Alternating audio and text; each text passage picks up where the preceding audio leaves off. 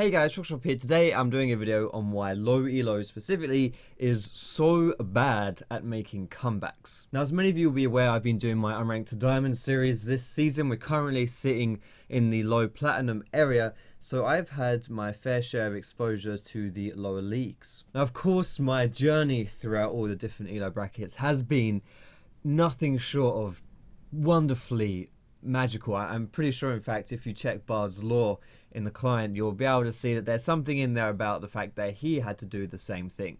But anyway, there are different things that stand out when I play in these elos, and there are things that I can see as glaring weaknesses and things that hold people back. And this is one of those videos where I'm going to try and tell you one of those things you can work on. In my opinion, there's kind of like two big reasons that stand out as to why people really suck at making comebacks, especially in the low leagues. Surprisingly, none of my reasons revolve around player skill in any way, shape or form.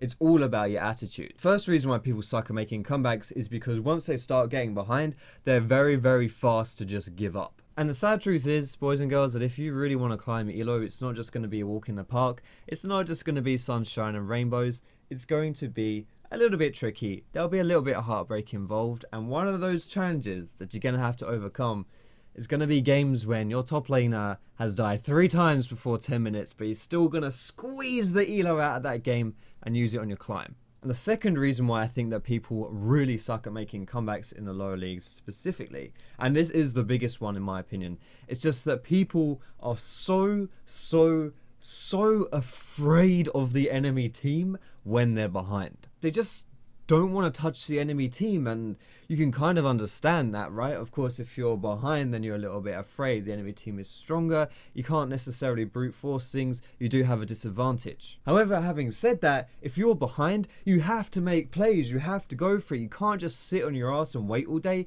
because the enemy team isn't getting any weaker. Yes, if you drag the game out like a whole hour, maybe then you'll all have 6 times and you'll be on a level pegging, but it doesn't really work like that in solo queue. You really shouldn't be so afraid to make plays either. It's not like if you win the game and you actually make a comeback that the enemy team is going to show up to your next job interview and just knock away at the door and say, excuse me, do you remember that time in July 2010 when you made a post on Facebook that said, fuck jobs, I've got bitches and weed? You don't really need to be so afraid of the enemy team. It's fine, you know, they're just players. They're not going to jeopardize your future if you win the game. If you've watched my stream or you've seen some of those Unranked to Diamond videos on YouTube where we have been trying to make a comeback and things don't go the way we want it to go, we can't make that comeback, but I've been trying to make it, that's when I get the closest I could get to getting really frustrated and just like exploding. Like the amount of times when there's someone on the enemy team who's by themselves, so I try and make a play on them, but everyone just leaves me and I just die by myself. God damn, that's frustrating. Or even worse, when there's someone by themselves,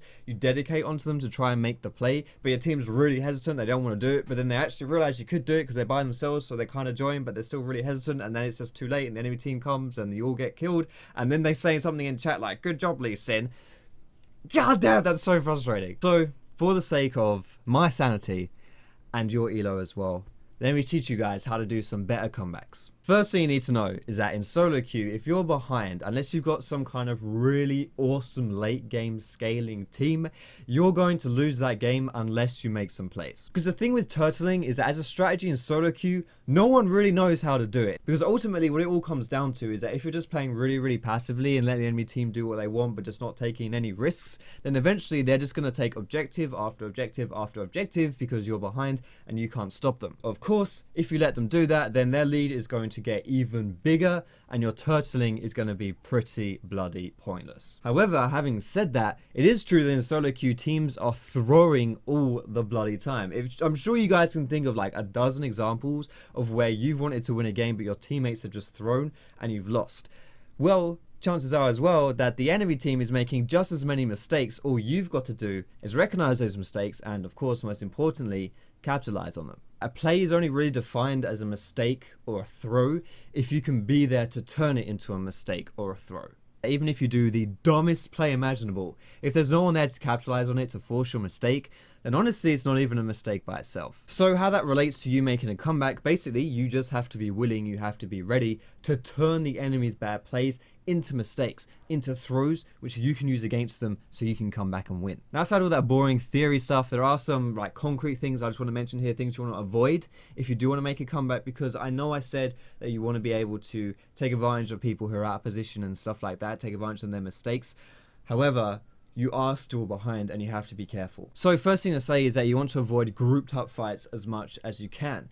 You're not going to win a fair fight, and in order to come back, chances are you're going to have to use a numbers advantage. So of course, generally speaking, the more members of the enemy team there are to fight, the more grouped up of a fight it is, the lower the chance of you having success in that fight because they're all so much stronger than you are. So of course, what that means is that you want to take advantage of unfair fights. So if you do see people out of position, if you see people going a little bit too far forward, and maybe you can initiate onto people and you know they don't have the adequate backup, that is something that you want to focus on. However, when taking fights that you think will turn in your favor, as always, really, even if you're not trying to forge a comeback, but especially if you're trying to forge a comeback, be careful of global abilities from the enemy team. If you are playing from behind, you want to forge a comeback, just sit on the lane which is doing the best. Those are the people in your team who you're most likely going to scrape out a victory, going to drag that elo out of the game, because you want to play around ideally just like one strong person if you are playing from behind. And if you're not sure what that strong lane would be, just camp bot lane. Your bot lane is always going to snowball fairly well into the late game because they're the AD carry. They're the people that do the most damage